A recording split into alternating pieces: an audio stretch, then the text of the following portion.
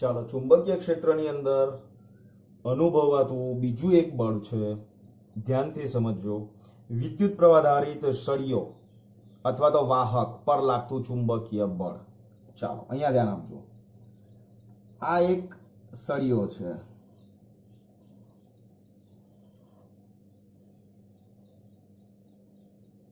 Okay, આની લંબાઈ મિત્રો કેટલી ધારીએ છીએ આપણે? That is L.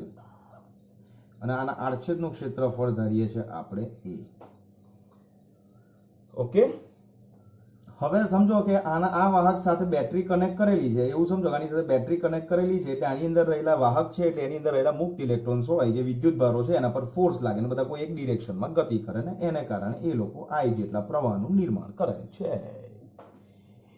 સમાચાર સમાપ્ત હુએ. સો સી, L જેટલી લંબાઈનો સળિયો છે, જેના આડછેદનું ક્ષેત્રફળ A છે, એની સાથે બેટરી કનેક્ટ કરેલી હોય તો પ્રવાહ શરૂ થાય તો પ્રવાહ આમ પસાર થશે.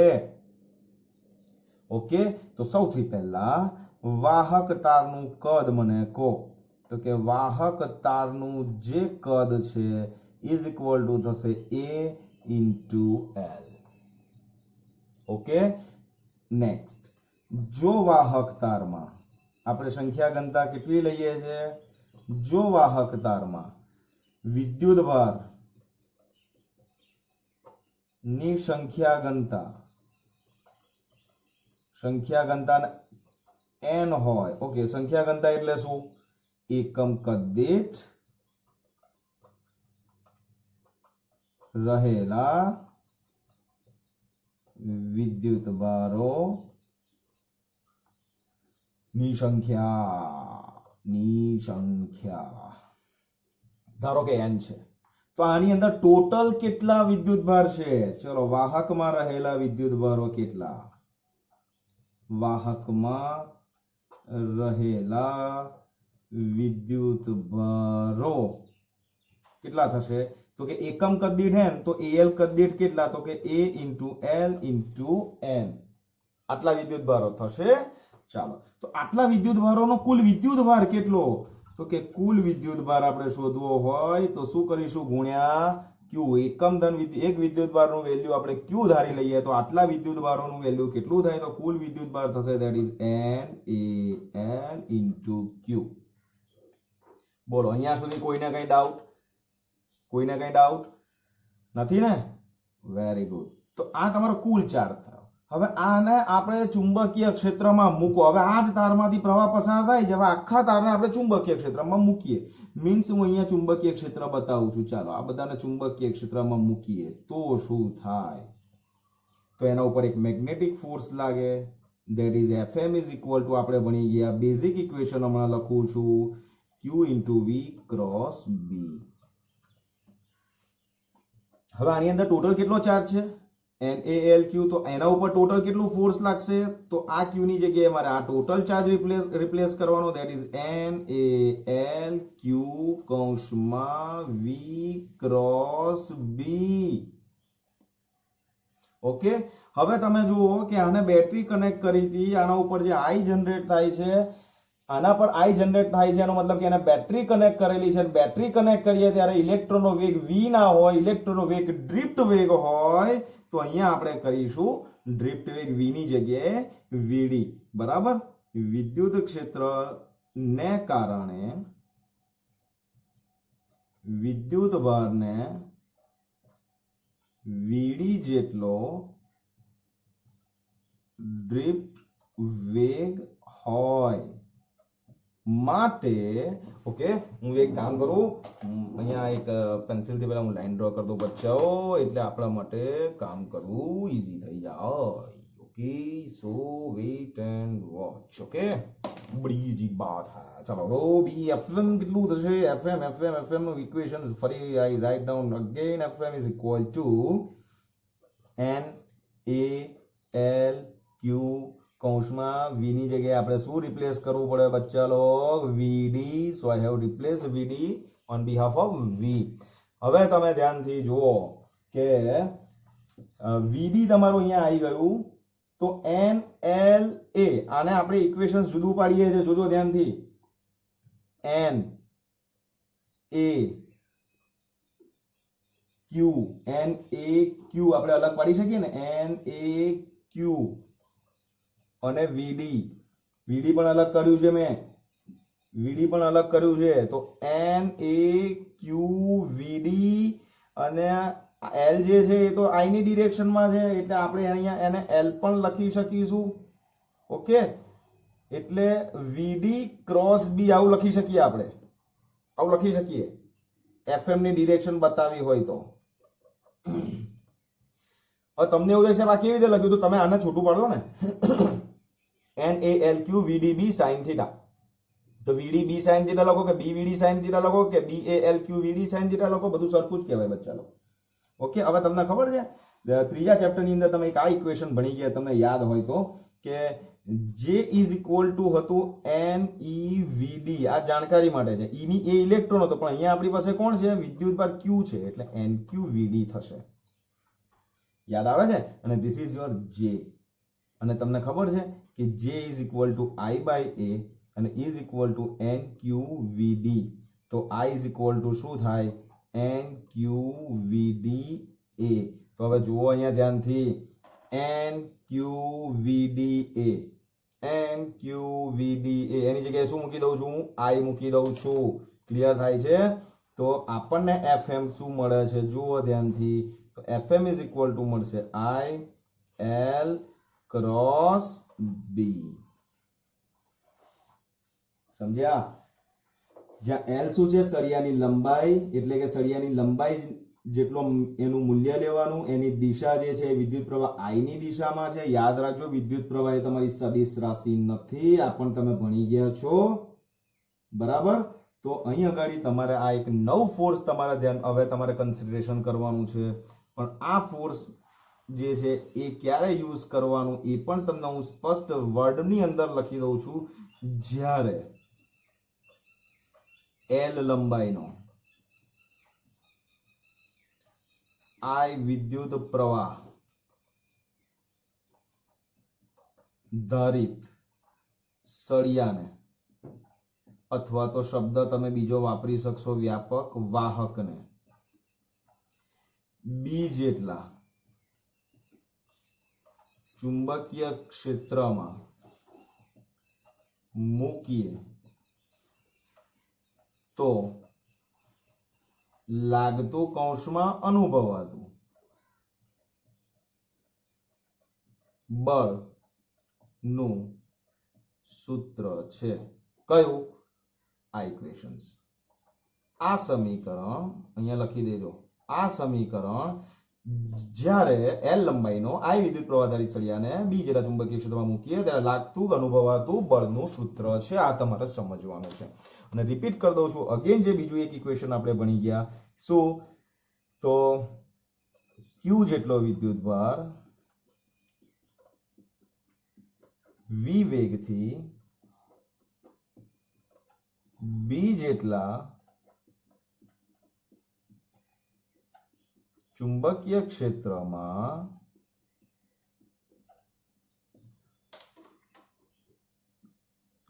ગતિ કરે, અથવા તમે આવું પણ લખી શકશો, દાખલ થાય, ત્યારે ક્યુ જેટલો વિદ્યુતભાર વી વેગથી બી જેટલા ચુંબકીય ક્ષેત્રમાં ગતિ કરે અથવા દાખલ થાય ત્યારે તેના પર એટલે કોના પર, ક્યુ પર, મારા પર નહીં, ત્યારે તેના પર લાગતું બળ F M is equal to Q કૌંસમાં વી ક્રોસ બી સૂત્રથી આપી શકાય. ભણી ગયા ને હમણાં આગળ? આ તો તમને અહીંયા આ બે બળ સાથે લખી આપે એટલે આખી નોટ્સ તમારી રેડી થઈ જાય બચ્ચાઓ. ઓકે ઓકે, હવે અહીંયા એફએમ ની ડિરેક્શન કઈ, ચલો આપણે શોધવું છે, એફએમ ની ડિરેક્શન આપણે શોધવી છે. કેવી રીતે શોધીશું, તો તમને ખાલી સમજાવું. એક બહુ સરસ એક્ઝામ્પલ છે, તમને બતાવું છું. જોજો, સપોઝ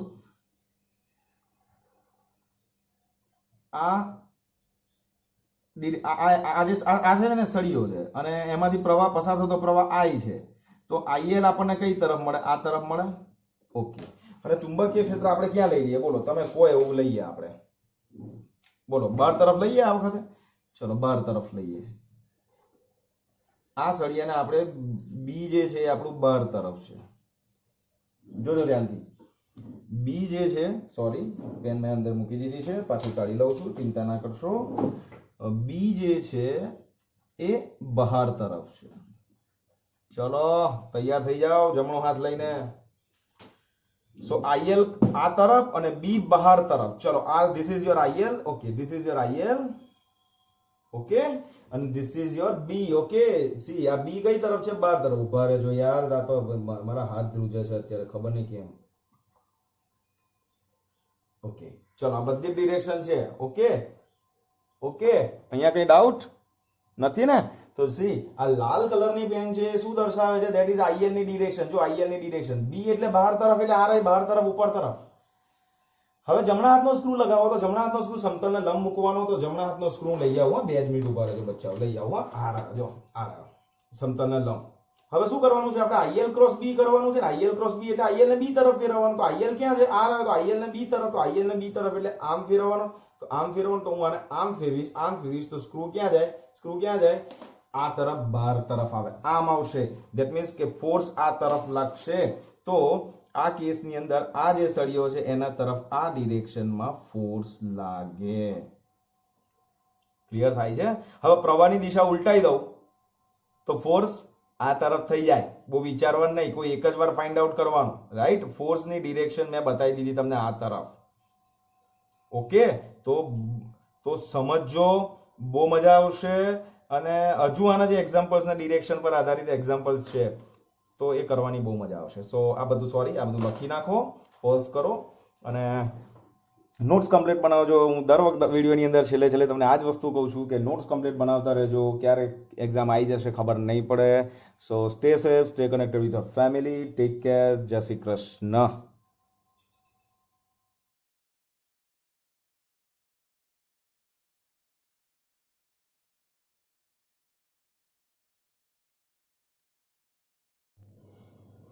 તો હવે આપણે જોઈએ છે આવું જ એક ઉદાહરણ કે જે વિદ્યુત પ્રવાહધારિત તાર હોય. આપણે જે ઇક્વેશન તાર્યું હમણાં, F = IL ક્રોસ B.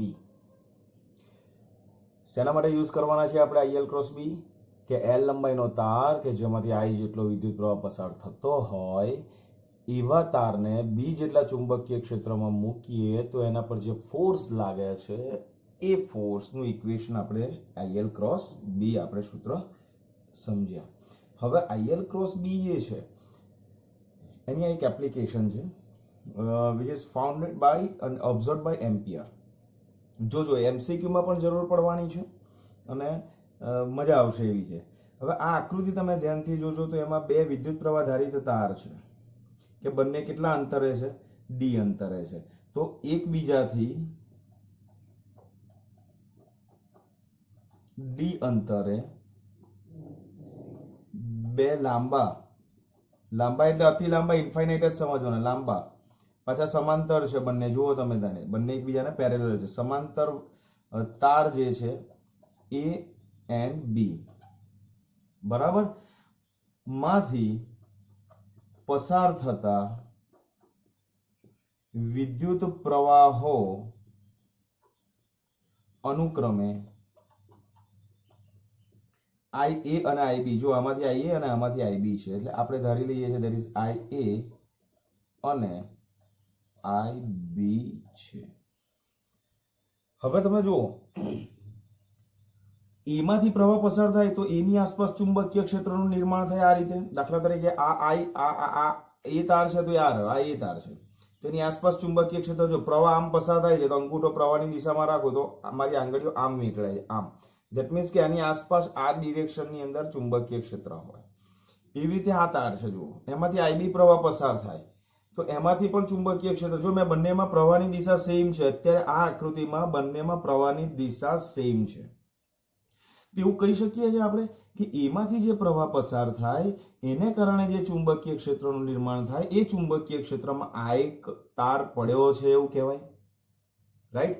અથવા તો એવું પણ કહી શકાય કે આ તારમાંથી જે પ્રવાહ પસાર થાય છે એને કારણે જે ચુંબકીય ક્ષેત્ર ઉત્પન્ન થાય છે એ ચુંબકીય ક્ષેત્રમાં એક તાર પડ્યો છે એ.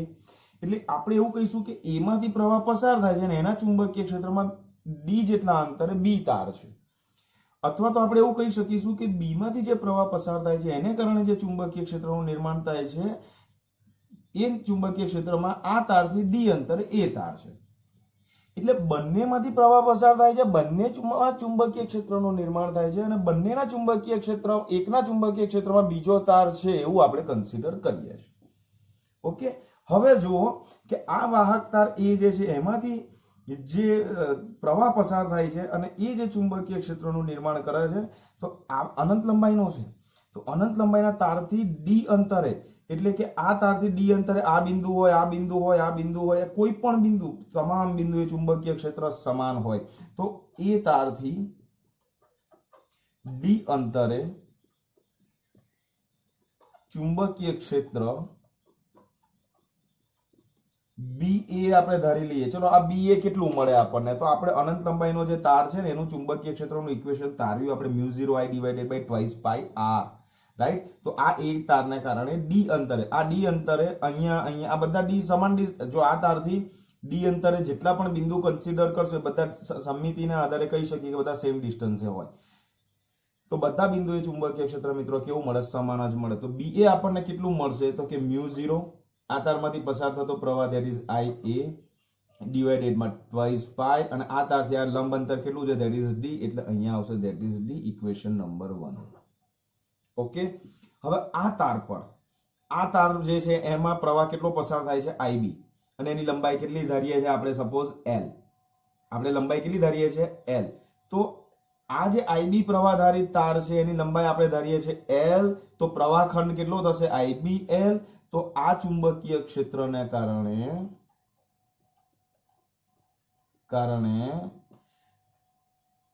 આઈબી, આમાંથી પસાર થતો પ્રવાહ આઈબી અને એનો પ્રવાહ ખંડ કેટલો છે? That is L. ઓકે, તો આ પ્રવાહ ખંડ છે એના પર લાગતું બળ આપણે શોધવું છે. ચાલો, તો એ ફોર્સ જે છે ધેટ ઇઝ ઇક્વલ ટુ, આ ફોર્સ કોના પર લાગે છે? બી પર લાગે છે, રાઈટ? તો ધેટ ઇઝ બી. કોના વડે લાગે છે? ધેટ ઇઝ એ માંથી પસાર થતા પ્રવાહને કારણે, that is why F B A is equal to, equation કયું બને? તો કે આઈ બી એલ ક્રોસ ચુંબકીય ક્ષેત્ર એ બિંદુ પાસે કેટલું છે? That is B A. Clear થયું બચ્ચાઓ? તો આઈ બી એલ મૂલ્ય લખું છું, બી એ એટલે આ લખી દઉં છું, ધેટ ઇઝ μ0 આઈ એ છેદમાં ટ્વાઇસ પાઈ ડી અને sine theta. What is theta? Theta that is angle between IBL and BA. Okay, IBL અને BA ની વચ્ચેનો એંગલ શોધો. ચલો, IBL એટલે IB આમ પ્રસાર થાય છે, that means કે this is your, આ જે પેન મૂકું છું ને આને પેરેલલ મૂકું છું, તો this is your direction of IB. ચલો, આ બિંદુ પાસે ચુંબકીય ક્ષેત્ર કઈ તરફ? તો આ જે તાર છે સી આને ખસેડું છું હમણાં. આ જે તાર છે એ આ રહ્યો, એને એમાંથી પસાર થતો પ્રવાહ અંગૂઠાની દિશામાં આ ડિરેક્શનમાં જાય છે, એટલે અંગૂઠો અને ચુંબકીય ક્ષેત્ર આમ મીટળાય અને આપણો તાર આ બાજુ છે, અહીંયા છે આપણો તાર, આપણું બિંદુ અહીંયા છે, સી અહીંયા છે, તો અહીંયા ચુંબકીય ક્ષેત્ર કઈ તરફ છે? અંદર તરફ. તો આ બિંદુ પાસે ચુંબકીય ક્ષેત્ર કઈ તરફ થાય? અંદર તરફ. તો this is your B of A. આવી ગયું અંદર તરફ. ઓકે, આઈએલ તો આપણો, આઈબીએલ તો કયો છે? નીચે તરફ છે. તો સી આ તમારો ચુંબકીય ક્ષેત્ર થયો, આ તમારો તાર થયો, અને every time angle that is going to be theta is equal to 90 અને sin 90 that is equal to 1. તો આપણું જે FBA જે છે એનું મૂલ્ય કેટલું થશે? μ0 as it is IB L divided by twice pi D. Okay, આ FBA ની ડિરેક્શન આપણે શોધો. આ FBA ની ડિરેક્શન શોધો. FBA ની ડિરેક્શન આ તો મૂલ્ય થયું, તો FBA ની ડિરેક્શન IBL ક્રોસ BA થી. તો C this is your BA, this is your IB. C આ IB એટલે આ જો આકૃતિમાં જોતા રહેજો, બરાબર? આ પેન મારી અહીંયા નીચે, આ જે છે બી છે અને બી નીચે તરફ છે, એટલે બી નીચે તરફ છે, જોજો અહીંયા. અને આ જે છે શું છે? ઓકે, આ રીતે નાના દાખલા લો તો કદાચ તમને વધારે ખ્યાલ આવશે. C this is your IL, this is your IB. Okay, જમણા હાથનો સ્ક્રૂ મૂકશો તો IL ક્રોસ B કરશો એટલે અંદર જશે આ તરફ, અને ધેટ ઇઝ વાય અહીંયા FBA ની ડિરેક્શન બતાવી છે આપણને આ તરફ. જુઓ ધ્યાનથી, આ જે છે તમારી FBA ની ડિરેક્શન થઈ. તો FBA કોના તરફ મૂવ થાય છે? એ તરફ મૂવ થાય છે. ક્લિયર થાય છે? મીન્સ આ FB ની વેલ્યુ થઈ, યાદ રાખજો. હવે તો આપણે શું શોધ્યું, આમાંથી પસાર થતા પ્રવાહને કારણે આ બિંદુ પાસે ચુંબકીય ક્ષેત્ર જે ફોર્સ લાગે છે તે શોધ્યું. હવે આમાંથી પ્રવાહ પસાર થાય ને આ બિંદુએ જ્યારે આપણે બળ શોધીશું તો એ બળ ન્યૂટનની ગતિના ત્રીજા નિયમ પ્રમાણે મિત્રો આપણને આવું મળશે, that is FAB is equal two minus FBA. કેમ? બધી ક્વોન્ટિટી બયો માટે સેમ છે. તો FBA આ તરફ હોય તો FAB કઈ તરફ હોય? આ તરફ, એની તરફ હોય. એટલે બંનેની ડિરેક્શન, મૂલ્ય બંનેના સેમ પણ ડિરેક્શન બંનેની ઓપોઝિટ. આ શું ઇન્ડિકેટ કરે છે મિત્રો? આના પરથી શું કન્ક્લુઝન નીકળે છે? તો યાદ રાખજો, એમ્પિયરે એવું ઓબ્ઝર્વ કર્યું કે સમાન દિશામાં પ્રવાહ પસાર થાય તારમાંથી, બે તારમાંથી, સમાન દિશામાં બે તારમાંથી પ્રવાહ પસાર થાય, સમાન દિશામાં, સેમ ડિરેક્શન છે, તો બંને વચ્ચે આકર્ષણ થાય. 1 માર્ક્સનો MCQ પણ પૂછાય છે, ગુજકેટની અંદર પૂછાયેલો છે. સમાન ડિરેક્શનમાં પ્રવાહ પસાર થાય તો બે વચ્ચે આકર્ષણ. જો બંનેના ફોર્સ, આ જો આ બંનેમાં પ્રવાહ સેમ હોય તો બંને તરફ આમ ફોર્સ લાગે. ઓકે, એકની ડિરેક્શન ચેન્જ કરી નાખો. ચલો, આ IB છે ને, આ IB છે ને એ આપણે આમ લીધો છે, આ આપણે IB આમ લીધો છે, એની જગ્યાએ આપણે આમ લઈ લો, આમ લઈ લો, તો શું થશે? તો ફોર્સ કઈ તરફ લાગશે? તમે વિચાર કરો તો કે આ જે ફોર્સ છે ને એ આ તરફ થઈ જશે અને આ ફોર્સ જે છે આ તરફ થઈ જશે. ધેટ મીન્સ આના પરથી એ પણ કન્ક્લુઝન હોય કે વિરુદ્ધ દિશામાં પ્રવાહ પસાર થાય, વિરુદ્ધ દિશામાં પ્રવાહ પસાર થાય તો શું થાય? અપાકર્ષણ થાય. હવે યાદ રાખવું પણ ઈઝી છે, યાદ રાખો, બંને તારમાંથી પ્રવાહ સેમ હોય, ધેટ મીન્સ કે બંનેની ફ્રીક્વન્સી, એવું સમજો ને કે બંને એક જ દિશામાં જાય છે, ધેટ મીન્સ કે બંનેના વિચારો મળે છે અને બંનેના વિચારો મળે છે, ફ્રીક્વન્સી મેચ થાય છે, રેઝોનન્સ ક્રિએટ થાય, એટલે બંને વચ્ચે કમ્યુનિકેશન પાવરફુલ બને. આપણે એવું સમજવાનું કે તમારા ને તમારા મિત્ર બંનેના વિચારો સમાન હોય તો જ બંને વચ્ચે મિત્રતા થાય, તો જ બંને વચ્ચે આકર્ષણ થાય. તેવું સમજવાનું કે સમાન દિશામાં પ્રવાહ હોય તો આકર્ષણ, વિરુદ્ધ દિશામાં હોય તો અપાકર્ષણ. આ 1 માર્ક્સના MCQ ની અંદર મિત્રો આ બધી જ વસ્તુ આપણને કામ લાગવાની છે. બોલો, અહીંયા સુધી કોઈને કઈ તકલીફ નથી, રાઈટ? હવે આપણને આ જે ઇક્વેશન મળ્યું છે, ઇક્વેશન 1, જોજો હવે ધ્યાનથી. આ જે સમીકરણ 1, સમીકરણ 1 છે, સમીકરણ 1 માં જો આપણે કેપિટલ L, આ L લંબાઈ દીઠ લાગતું બળ છે, આ ફોર્સ કોનું છે? L લંબાઈ દીઠ લાગતું બળ છે. જો એકમ લંબાઈ દીઠ લાગતું બળ આપણે કન્સિડર કરીએ તો એકમ લંબાઈ દીઠ બળ આપણે શોધવું હોય તો કેપિટલ L આપણે 1 કરી દઈશું તો FBA ઇઝ ઇક્વલ ટુ આપણને મળશે, ધેટ ઇઝ μ0 IA IB છેદમાં ટ્વાઇસ પાઈ D. ક્લિયર? અહીંયા સુધી ક્લિયર? અને હવે ધ્યાન રાખજો, એમ્પિયરની જે ડેફિનેશન છે, એમ્પિયરે આના ઉપરથી એની એક ડેફિનેશન આપી. એણે શું કર્યું? તો એણે આ બંને તારમાંથી પસાર થતો પ્રવાહ IA અને IB 1 એમ્પિયર લઈ લીધો. જેનું બહુ અગત્યનું ઓબ્ઝર્વેશન છે, જોજો, IA અને IB 1 એમ્પિયર લઈ લીધો. D જે છે એને 1 મીટર લઈ લીધું, એટલે આ D જે છે એને 1 મીટર લઈ લીધું. તો એકમ લંબાઈ દીઠ લાગતું જે બળ છે, μ0 તો કોન્સ્ટન્ટ છે, તમને ખબર છે, ધેટ ઇઝ 4 પાઈ × 10 - 7. આ તો વેલ્યુ તમારી કોન્સ્ટન્ટ જ છે ને, એકમ એનો યાદ છે કોઈને? ટેસ્લા મીટર પર એમ્પિયર. આ બધી વેલ્યુ અહીંયા મૂકી દઈશું ને મિત્રો, તો આપણને જે FBA મળે છે that is 2 × 10⁷ ન્યૂટન મળશે. પણ યાદ રાખજો, આ ફોર્સ એકમ લંબાઈ દીઠ છે, રાઈટ? અને એટલા માટે એમ્પિયરે એક સરસ ડેફિનેશન આપી હતી કે બે ખૂબ લાંબા, અતિ લાંબા, અનંત લંબાઈના સુરેખ આડછેદ, આ લંબાઈ એટલી બધી છે ને કે એના આડછેદની જે વેલ્યુ છે ને એને એની લંબાઈની સાપેક્ષે આપણે એને અવગણી શકીએ છીએ. એટલે એમ્પિયરે વ્યાખ્યા આપી હતી કે બે ખૂબ લાંબા, અતિ લાંબા, અનંત લંબાઈના સુરેખ અવગણીય આડછેદ ધરાવતા શૂન્યાવકાશમાં એકબીજાથી, આ D કેટલું લીધું છે? 1 મીટર. તો એકબીજાથી 1 મીટર અંતરે મૂકેલા તારમાંથી જે સમાન વિદ્યુત પ્રવાહ પણ કેવો લીધો છે? સમાન. જે સમાન વિદ્યુત પ્રવાહ માટે બંને વાહકો વચ્ચે એકમ લંબાઈ દીઠ લાગતું જે બળ છે, એકમ લંબાઈ દીઠ લાગતું બળ જો 2 × 10⁻⁷ ન્યૂટન હોય તો દરેક તારમાંથી પસાર થતો પ્રવાહ 1 એમ્પિયર છે તેમ કહેવાય. આ 1 એમ્પિયરની ડેફિનેશન એણે આપેલી છે એમ્પિયર આના ઉપરથી. રાઈટ, રિપીટ કરું કે બે અતિ લાંબા સુરેખ અવગણ્ય આડછેદ ધરાવતા શૂન્યાવકાશમાં એકબીજાથી 1 મીટર અંતરે રાખેલા તારમાંથી જે પ્રવાહ માટે એકમ લંબાઈ દીઠ લાગતું બળ 2 × 10⁻⁷ ન્યૂટન થાય તો તારમાંથી પસાર થતો પ્રવાહ 1 એમ્પિયર છે તેમ કહેવાય. આ એની ડેફિનેશન છે મિત્રો. ક્લિયર થાય છે? તો અહીં સુધી આ બહુ જ અગત્યનું અને આ બહુ અગત્યનું કન્ક્લુઝન જે તમને કામ લાગવાનું છે. એટલે બે સમાંતર વિદ્યુત પ્રવાહ ધારિત તાર વચ્ચે લાગતું બળ, બે સમાંતર વિદ્યુત પ્રવાહ ધારિત તાર હોય એમની વચ્ચે લાગતું બળ એમ્પિયરે જે શોધ્યું એ આ ઇક્વેશન થી શોધ્યું. એમ્પિયરની ડેફિનેશન પણ આપી અને જે કન્ક્લુઝન નીકળે છે તે આ નીકળે છે. આની જરૂર આપણને પડવાની છે. તો યાદ રાખજો કે સમાન દિશામાં પ્રવાહ પસાર થતો હોય તો બંને વચ્ચે આકર્ષણ અને વિરુદ્ધ દિશામાં પ્રવાહ પસાર થતો હોય તો બંને તાર વચ્ચે અપાકર્ષણ થાય. એટલે યાદ રાખો આ બંને તારને છે ને સેમ પ્રવાહ પસાર કરશું તો આ બંને આમ એકબીજાની નજીક પણ આવશે અને ઓપોઝિટ ડિરેક્શનમાં પ્રવાહ પસાર થશે ને તો બંને એકબીજાથી દૂર પણ જશે. એટલે બે વચ્ચેનું ડિસ્ટન્સ વધશે પણ ખરું. આ પ્રેક્ટિકલી પણ ઓબ્ઝર્વ છે.